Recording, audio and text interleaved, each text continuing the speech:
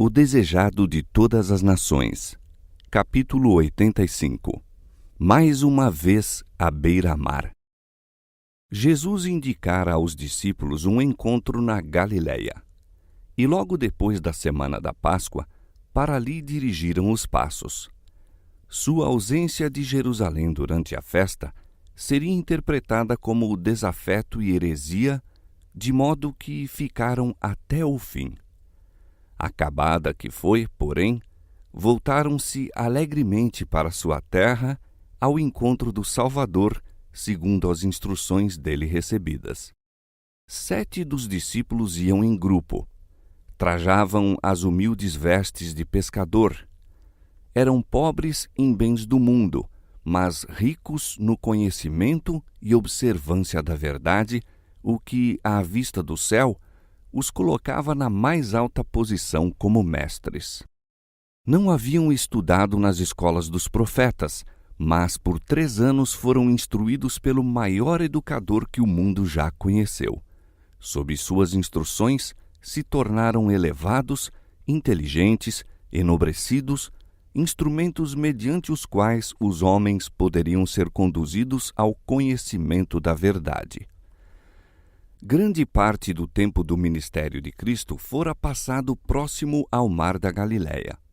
Ao se reunirem os discípulos num lugar onde parecia que não haviam de ser perturbados, acharam-se rodeados de recordações de Jesus e de suas poderosas obras. Nesse mar, quando o coração deles estava cheio de terror e a terrível tempestade os precipitava para a destruição, caminhara Jesus por cima das ondas a fim de os livrar.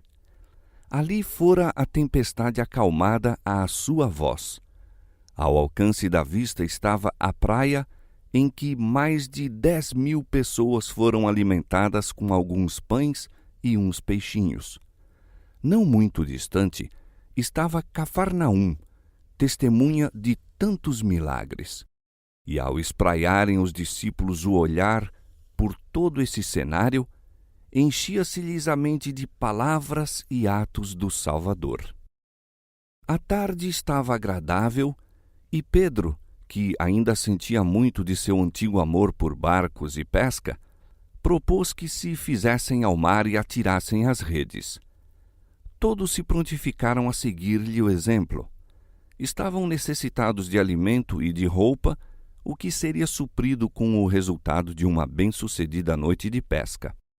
Assim se afastaram nos botes, mas nada apanharam. Toda a noite labutaram, mas sem resultado. Durante fatigantes horas, falaram sobre o Senhor ausente e relembraram os admiráveis acontecimentos que presenciaram em seu ministério à beira-mar. Interrogaram-se quanto ao próprio futuro e se entristeceram ante as perspectivas. Todo esse tempo, um solitário observador, na praia, os acompanhava com a vista, ao passo que ele próprio se achava invisível. Por fim, raiou a manhã. O barco estava apenas a pouca distância da terra e os discípulos viram de pé, na praia, um estranho que os abordou com a pergunta: Filhos, tendes alguma coisa de comer? Quando responderam não, ele lhes disse: Lançai a rede para a banda direita do barco e achareis. Lançaram-na, pois, e já não a podiam tirar pela multidão dos peixes. João reconheceu o estranho e exclamou para Pedro: É o Senhor! Pedro ficou tão arrebatado, tão alegre, que em sua ansiedade se lançou à água e dentro em pouco se encontrou ao lado do Mestre. Os outros discípulos vieram no bote, puxando a rede com os peixes. Logo que desceram para a terra, viram ali brasas e um peixe posto em cima e pão. Estavam demasiado surpresos para perguntar de onde viera o fogo e a comida. Disse-lhes Jesus: Trazei 2 peixes que agora apanhastes. Pedro correu para a rede que ele lançara e ajudou os irmãos a arrastá-la para a praia. Depois de tudo pronto, Jesus convidou os discípulos para comer. Partiu o alimento e o dividiu entre eles, sendo conhecido e reconhecido por todos os 7. O milagre feito na encosta da montanha para alimentar os 5.000 acudiu-lhes à memória, mas estavam tomados de misterioso respeito e em silêncio contemplavam o Salvador ressuscitado. Recordavam vivamente a cena junto ao mar, quando Jesus lhes ordenara que o seguissem. Lembraram-se de como, ao seu mando, se haviam feito ao mar alto e lançado a rede, e a pesca fora tão abundante que a enchera a ponto de romper-se. Então Jesus os convidara a deixar os barcos de pesca e lhes prometera torná-los pescadores de homens. Fora para trazer-lhes esta cena à lembrança e aprofundar-lhes a impressão que ele tornara a realizar o milagre. Seu ato era uma renovação da comissão confiada aos discípulos. Isso lhes mostrava que a morte de seu mestre não lhes diminuíra a obrigação para com a obra que lhes designara. Embora houvessem de ser privados de sua companhia em pessoa e dos meios de subsistência providos por sua antiga ocupação, o Salvador ressuscitado cuidaria deles ainda. Enquanto estivessem fazendo sua obra, ele providenciaria quanto às suas necessidades. E Jesus tinha um desígnio em ordenar-lhes que deitassem a rede do lado direito do barco. Daquele lado estava ele na praia. Era o lado da fé. Se trabalhassem em ligação com Jesus, combinando-se seu divino poder com o esforço humano deles, não deixariam de ter êxito. Outra lição tinha Cristo a ensinar, a qual dizia respeito especialmente a Pedro. A negação do Senhor por parte do mesmo era um vergonhoso contraste com sua anterior profissão de lealdade. Ele desonrara a Cristo e incorrera na desconfiança dos irmãos.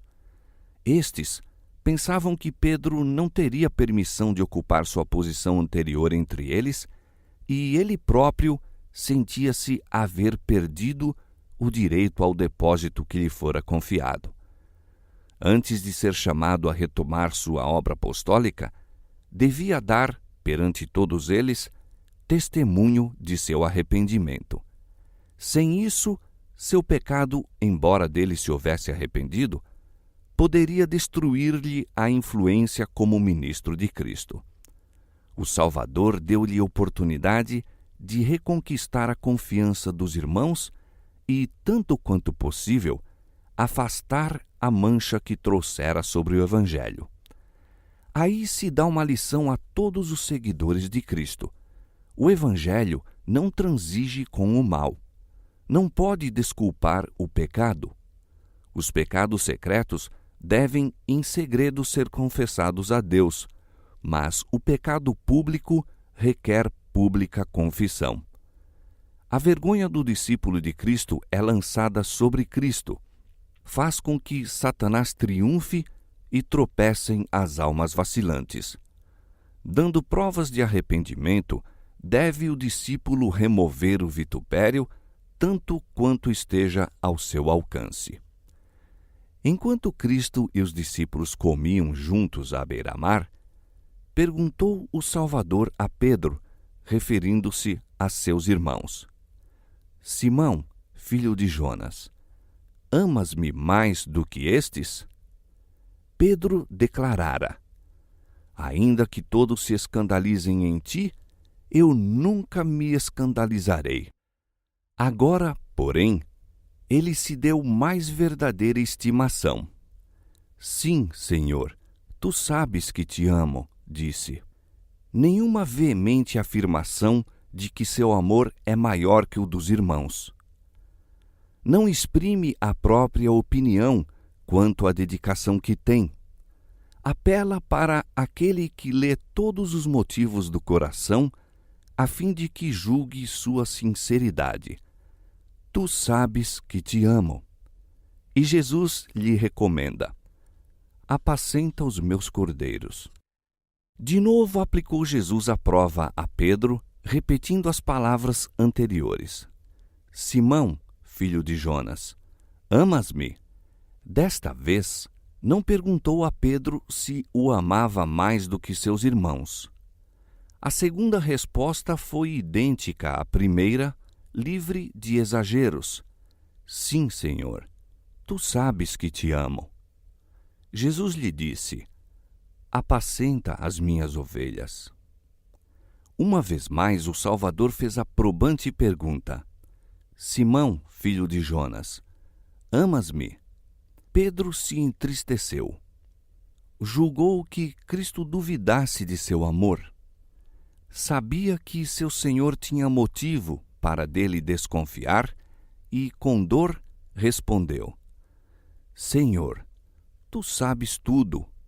Tu sabes que eu te amo. Outra vez, Jesus lhe disse, apacenta as minhas ovelhas. 3 vezes negara Pedro abertamente o Senhor e 3 vezes tirou Jesus dele a certeza de seu amor e lealdade, insistindo naquela penetrante pergunta, seta aguda ao seu ferido coração. Jesus revelou perante os discípulos reunidos a profundeza do arrependimento de Pedro e mostrou quão completamente humilhado se achava o discípulo outrora jactancioso. Pedro era naturalmente ousado e impulsivo e Satanás se aproveitara desses característicos para o derrotar. Mesmo antes da queda de Pedro, Jesus lhe dissera, Satanás vos pediu para vos ir andar como trigo, mas eu roguei por ti para que a tua fé não desfaleça. E tu, quando te converteres, confirma teus irmãos. Chegara então esse tempo e era evidente a transformação de Pedro. As incisivas, probantes perguntas do Senhor não provocaram réplica ousada, presunçosa, e, em virtude de sua humilhação e arrependimento, Pedro estava mais bem preparado do que nunca para agir como pastor junto ao rebanho. A primeira obra que Cristo confiara a Pedro, ao restaurá-lo ao ministério, foi apacentar os cordeiros. Era essa uma tarefa em que Pedro pouca experiência tinha. Requeria grande cuidado e ternura, muita paciência e perseverança. Ela o chamava a servir aos mais novos na fé, a ensinar os ignorantes, a abrir-lhes as Escrituras e a educá-los para utilidade no serviço de Cristo. Até então, Pedro não estava apto para fazer isso, nem mesmo para compreender a importância desse trabalho. Mas esta foi a obra a que Cristo então o chamou. Para isso, o preparar a sua própria experiência de sofrimento e arrependimento. Antes de sua queda, Pedro estava sempre falando desavisadamente, levado pelo impulso do momento. Sempre pronto a corrigir os outros, exprimia os próprios pensamentos antes de ter ideia clara a respeito de si mesmo ou do que ia dizer. O Pedro convertido, porém, era bem diverso. Conservava o antigo fervor, mas a graça de Cristo lhe regulava o zelo. Não mais era impetuoso, confiante em si mesmo, presumido, mas calmo, dominado e dócil. Podia então alimentar tanto os cordeiros como as ovelhas do rebanho de Cristo. A maneira de o Salvador proceder para com Pedro encerrava uma lição para ele e para seus irmãos. Ensinava-lhes a tratar o transgressor com paciência, simpatia e amor pleno de perdão. Embora Pedro houvesse negado a seu Senhor, o amor que ele lhe tinha nunca esmoreceu.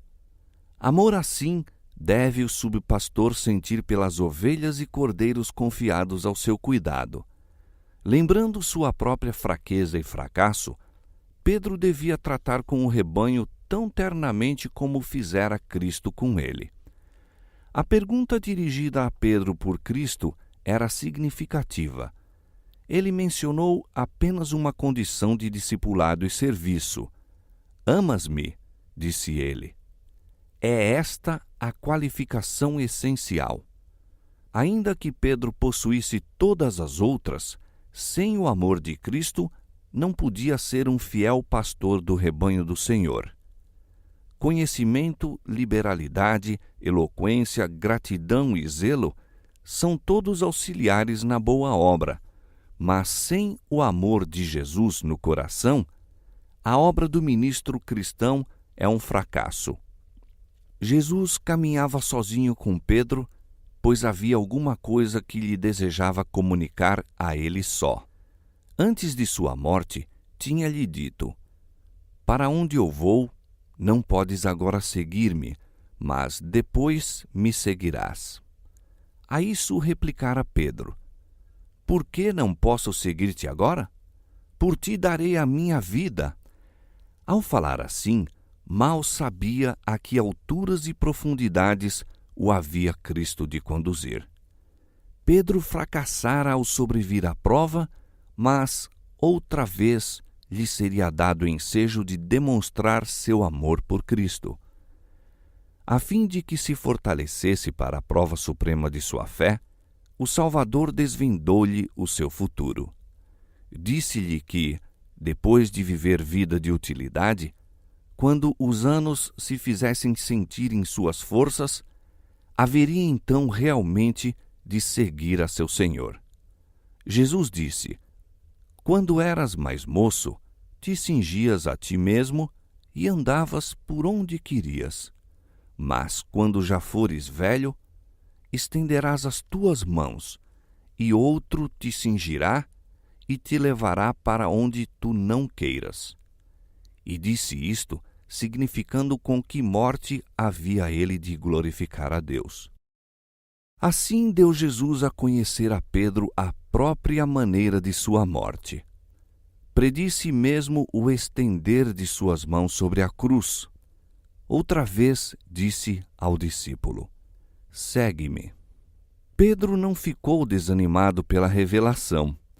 Estava pronto a sofrer qualquer espécie de morte por seu Senhor. Até então, Pedro conhecera Cristo segundo a carne, como muitos o conhecem hoje. Mas não mais deveria estar assim limitado. Não o conhecia como antes, em sua convivência com ele na humanidade. Amara-o como homem, como mestre enviado pelo céu. Amava-o agora como Deus. Estivera a aprender a lição de que para ele Cristo era tudo em todos. Agora estava preparado para partilhar da missão de seu Senhor, missão de sacrifício. Quando afinal o levaram à cruz, foi por solicitação sua crucificado de cabeça para baixo. Julgava demasiada honra sofrer pela mesma maneira que seu mestre. Para Pedro, as palavras "segue-me" foram cheias de ensino, não somente para sua morte, mas para cada passo de sua vida era dada essa lição. Até então, Pedro fora inclinado a agir independentemente. Tinha procurado fazer projetos para a obra de Deus, em lugar de esperar para seguir o plano divino. Nada poderia ele lucrar, no entanto, por antecipar-se ao Senhor. Jesus ordenara-lhe: Segue-me. Não corras adiante de mim. Então não terás de enfrentar sozinho as hostes de Satanás. Deixa-me ir na tua frente e não serás vencido pelo inimigo. Enquanto Pedro caminhava ao lado de Jesus, viu que João o seguia. Apoderou-se dele o desejo de conhecer o futuro daquele e disse a Jesus: Senhor, e deste que será? Disse-lhe Jesus: Se eu quero que ele fique até que eu venha, que te importa a ti? Segue-me tu. Pedro devia ter considerado que seu Senhor lhe revelaria tudo quanto lhe fosse melhor conhecer. É dever de cada um seguir a Cristo sem indevida ansiedade quanto ao trabalho designado a outros. Ao dizer a respeito de João, se eu quero que ele fique até que eu venha, Cristo não afirmou de maneira alguma que esse discípulo havia de viver até a segunda vinda do Senhor. Asseverou simplesmente seu supremo poder e que, mesmo que ele quisesse que tal fosse assim, isso de maneira alguma deveria afetar a obra de Pedro. O futuro, tanto de João como de Pedro, estava nas mãos de seu Senhor. Obediência em o seguir, eis o dever exigido de cada um. Quantos hoje em dia são como Pedro? Interessam-se nos negócios dos outros, ficam ansiosos por conhecer-lhes o dever, ao passo que estão em perigo de negligenciar o seu próprio. É nossa obra olhar a Cristo e segui-lo. Veremos erros na vida dos outros e defeitos em seu caráter. A humanidade está circundada de fraquezas. Em Cristo, porém, acharemos perfeição. Olhando para Ele, seremos transformados. João viveu até avançada velhice, testemunhou a destruição de Jerusalém e a ruína do majestoso templo, símbolo da ruína final do mundo. Até seus derradeiros dias, seguiu João bem de perto ao Senhor. A nota predominante de seu testemunho à Igreja era: Amados, amemo-nos uns aos outros. Quem está em caridade está em Deus, e Deus nele. Pedro fora restaurado em seu apostolado, mas a honra e autoridade que recebera de Cristo não lhe outorgaram supremacia sobre seus irmãos.